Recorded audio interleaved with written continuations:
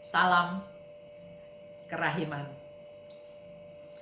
Hari ini kita akan bahas sama-sama novena kerahiman ilahi hari pertama.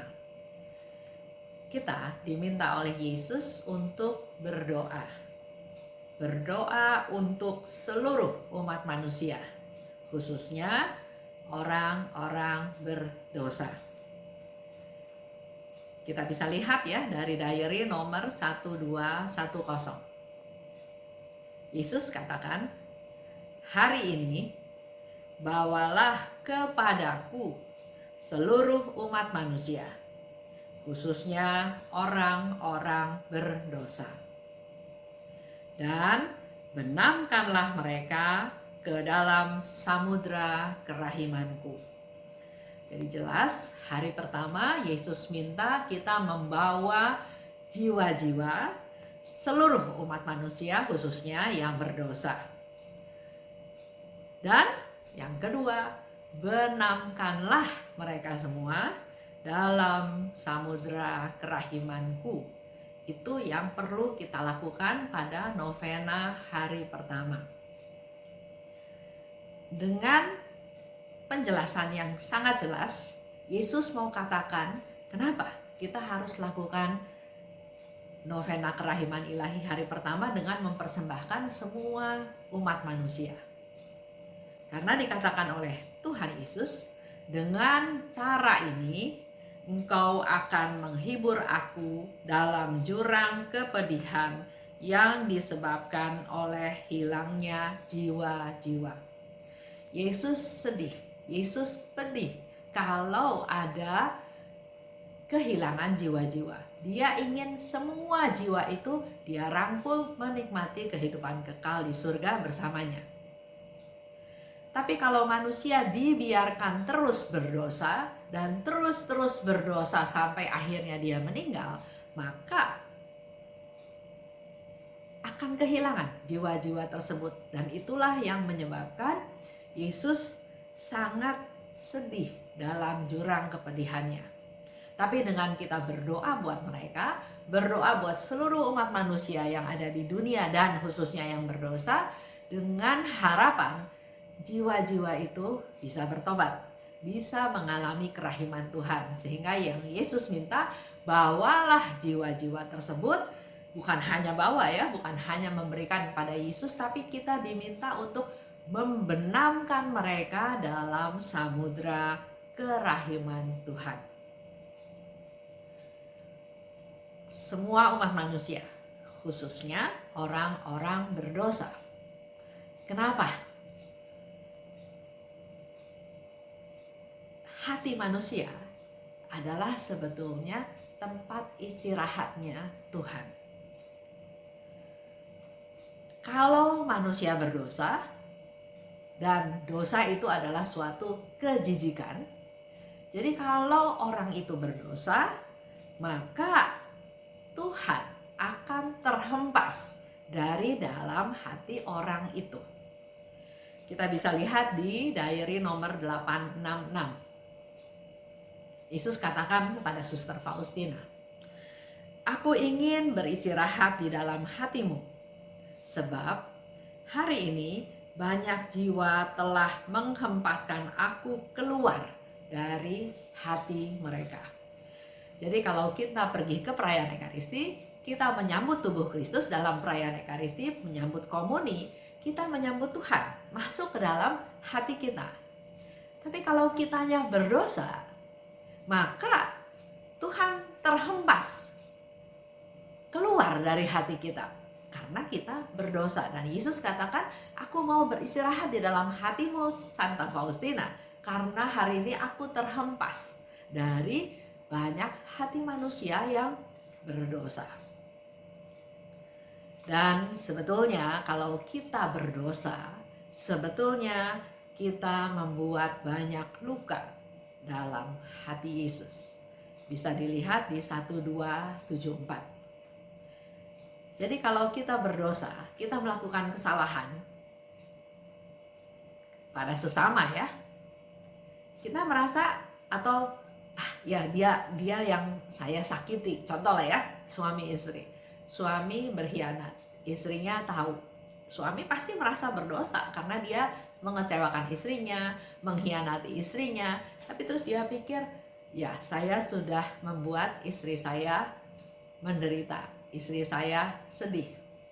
Tapi perlu diingat bahwa dosa itu juga membuat luka-luka di hati Yesus.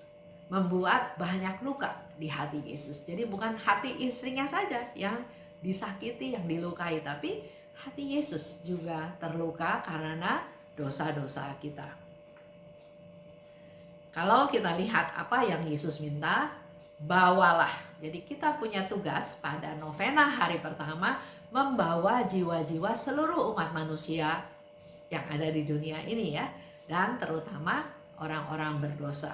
Dan langkah yang kedua, selain membawa, tapi Yesus juga minta benamkanlah dalam samudera kerahimanku. Yesus mau katakan di 50 dan di 1396, jangan takut datang kepadaku buat mereka yang berdosa. Jangan takut. Karena banyak orang yang merasa berdosa, merasa tidak layak, merasa enggak mungkinlah Tuhan mengampuni dosa saya. Nah, justru dengan kita berdoa buat mereka, supaya mereka tahu dan mereka tidak perlu takut datang pada Tuhan. Karena dikatakan di 378, walau dosanya hitam seperti kelam malam, tapi kalau dia berpaling pada kerahiman Tuhan, maka ia mempersembahkan pujian yang paling besar kepadaku. Orang-orang berdosa kita doakan, kita bawa kepada Tuhan, kita benamkan dalam lautan kerahiman Tuhan, supaya akhirnya dia sungguh merasakan bahwa dia memang tidak perlu takut datang kepada Tuhan. Dan di sana Yesus katakan, kalau dia berpaling kepada kerahiman Tuhan, maka ia mempersembahkan pujian yang paling besar kepada Tuhan. Kalau kita manusia bertobat, maka kita mendatangkan pujian yang paling besar kepada Tuhan. Dikatakan lebih lanjut di 423 dan di 1146, semakin besar dosanya, semakin berhak untuk memperoleh kerahiman. Ini juga barangkali boleh menjadi teguran buat kita semua. Kadang kita bisa memaafkan orang yang bersalah kepada kita. Ya sudahlah, diampuni. Tapi ada orang-orang tertentu yang tidak bisa kita maafkan karena kita anggap bahwa dosanya sudah sangat besar. Dosanya luar biasa, menyusahkan saya, menyiksa saya, merugikan saya. Jadi sampai 7 turunan pun saya tidak akan mengampuni dosanya. Ada juga orang yang marah, begitu marahnya, bahkan sudah dalam posisi sekarat pun dia tetap tidak mau mengampuni orang yang bersalah kepada dia. Karena kita manusia menimbangnya dari besar kecilnya dosa dia terhadap kita. Padahal di sini Yesus katakan, semakin besar dosanya, dia semakin berhak untuk memperoleh kerahiman. Karena semakin besar dosanya, dia semakin butuh kerahiman Tuhan. Nah, dengan kita berdoa buat mereka, kita benamkan mereka dalam lautan samudera kerahiman Tuhan, diharapkan mereka bisa mengalami kerahiman Tuhan. Dan kalau kita lihat lagi di 1745, Allah tidak menghukum, tapi justru mengampuni manusia yang berdosa.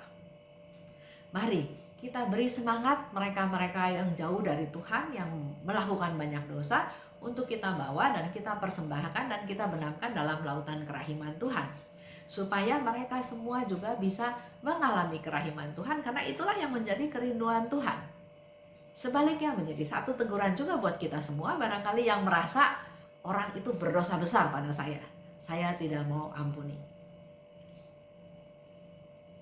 Kita sebagai devosan perlu belajar seperti Yesus, Semakin besar dosanya, semakin dia butuh kerahiman. Semakin besar dosanya, semakin kita harus peduli padanya untuk menyelamatkan jiwanya. Karena kita harus lihat juga seperti Tuhan. Di sana dikatakan Allah tidak menghukum, tapi mengampuni.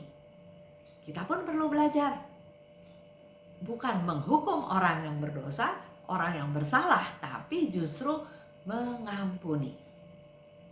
Karena tanpa kita sadari, dengan kita membawa mereka kepada Yesus, dengan kita membenamkan mereka dalam samudera kerahiman Tuhan, sebetulnya kita pun ikut terbenam dalam lautan kerahiman Tuhan. Sama seperti contohnya kalau kita mengajak anak kita pergi untuk berenang, masuk ke dalam kolam, dan kita bilang, benamkan dirimu di dalam air, masukin kepalanya ke dalam air. Dia nggak mau masuk kan? Kita bisa kasih contoh.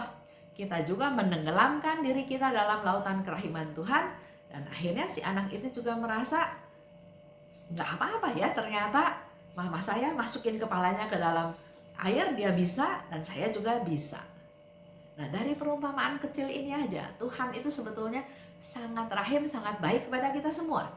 Dia memberikan tugas kepada kita untuk membawa seluruh umat manusia dan khususnya orang berdosa. Kita juga sebetulnya ada di dalamnya. Tapi dengan segala macam contoh tadi, ternyata dengan kita membenamkan diri, jiwa-jiwa yang kita bawa, kita juga ikut dalam masuk ke dalam samudera kerahiman Tuhan. Kita juga ikut terbenam, ikut dalam membenamkan diri dalam lautan kerahiman Tuhan. Nah, yang perlu dilakukan untuk kita semua, untuk novena hari pertama ini, bukan pas pada harinya ya, tapi menurut saya sekarang pun, atau pada masa prapaskah pun, atau pada masa-masa yang kita persiapan untuk pesta kerahiman, kita bisa melakukan hal-hal yang konkret. Misalnya, kita yang biasanya acuh pada saudara-saudara kita, orang-orang yang berdosa, biarinlah dia berdosa, bukan urusan saya, bukan keluarga saya. Nah, saat ini harus menjadi satu kepedulian buat kita. Kita harus peduli pada mereka yang terasing, yang diasingkan, orang-orang hukuman, orang yang sudah tidak punya pengharapan, orang yang putus asa, orang yang berdosa, orang yang punya sikap dendam, yang iri hati, ya banyak hal-hal yang membuat dia ada di dalam suatu suasana situasi doa. Kita perlu datangi mereka, hibur mereka, sapa mereka. Contoh ya, ada orang yang merasa sangat berdosa. Dia nggak berani ke gereja, dia nggak berani menerima sakramen tobat, dia merasa nggak mungkin lah Tuhan mengampuni saya. Nah, yang harus kita lakukan justru memberikan semangat kepada dia dengan segala macam yang tadi saya sudah katakan, bahwa Tuhan sendiri yang bilang jangan takut. Bahkan Tuhan bilang walau dosanya pekat seperti malam, gelap, hitam, tetap kalau dia berbalik kepada Tuhan, itu mendatangkan sukacita yang besar kepada Tuhan. Itu novena kerahiman ilahi hari pertama. Jadi pada saat ikut novena, selain kita berdoa koronka dan juga menghormati gambar, kita berdoa sebanyak mungkin untuk jiwa-jiwa dibawa kepada Tuhan Yesus dan benamkan mereka dalam lautan kerahiman Tuhan, dan kita juga terbenam dalam lautan kerahiman Tuhan. Terima kasih. Salam kerahiman.